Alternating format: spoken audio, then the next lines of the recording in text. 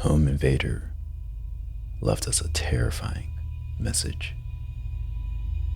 This happened to me when I was about 10 years old, but even now as an adult in my 30s, I remember it like it was yesterday.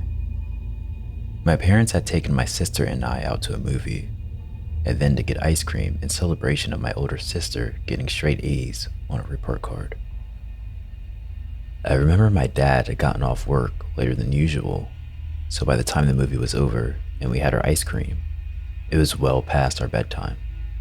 But it didn't matter though. My parents were happy and proud of my sister. We had a great time and we took our time getting home. If it wasn't for what happened when we got home, I would have always looked back on that night fondly. We got back at around 10:30 p.m. Bedtime was usually 10, so I went straight to my room to put my pajamas on while my sister went to brush her teeth. I remember thinking that it seemed a little more chilly in the house that night, but that's the only thing out of the ordinary I can recall from when we first walked in. I barely had a chance to change when I heard my dad yell our names from what I thought was from the kitchen. I didn't know what was wrong, but I knew it was bad because I heard fear in his voice for the first time ever. It terrified me. I bolted out the door and into the kitchen as fast as I could. My sister was already there, and her and my parents were standing very close. My mom looked like she was on the verge of panic, and she motioned for me to come close. She wrapped her arms around my sister and I, and my dad was already dialing on the house phone. Then, I noticed some glass on the floor. I asked what was wrong, but she didn't want to tell me. She said we needed to go outside right away. As we headed out the front door, I heard my dad talking to a 911 operator and telling them that when we got home, he found our back sliding glass door shattered and objects strewn about the kitchen. We went to the neighbor's house and waited for the police to come. After a few minutes, my dad joined us. He seemed to be well shaken up, which was a new sight to me. The police arrived and searched the house extensively.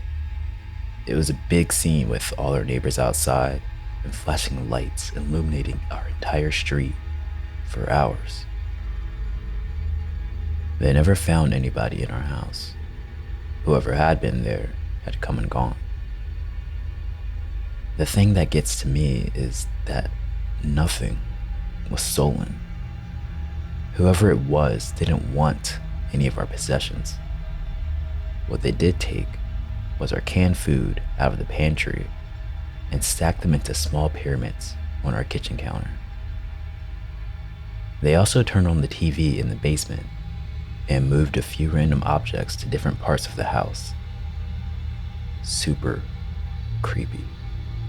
It was like an insane person had been in our home and did things for reasons that only made sense to them. As the police were finishing up and ready to leave, I heard one of them ask my mom a question. They talked quietly, and I'm sure they thought I didn't hear.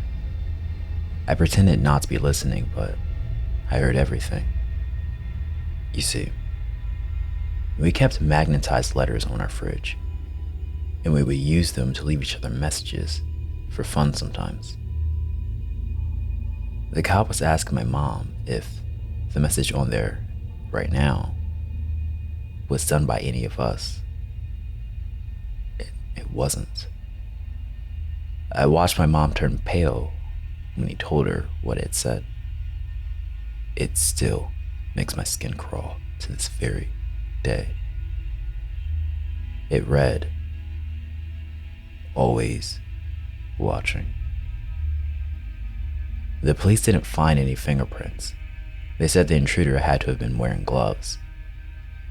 For the next few days, the entire family was extremely uneasy, as you might imagine. I was absolutely positive the intruder was still in the house somehow, that there was a hidden place nobody knew about, where they could hide and listen to us. I never shook the feeling that somebody was there.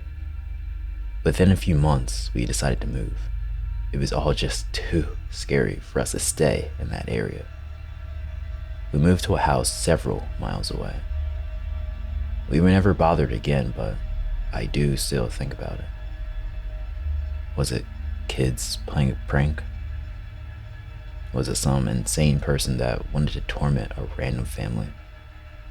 Or was it someone that truly had it out for us and who really was always watching? These questions still kept me up at night sometimes. This happened many years ago, but the hairs on my neck stand up sometimes when I'm alone at home. And I have to check the house to make sure no one is hiding.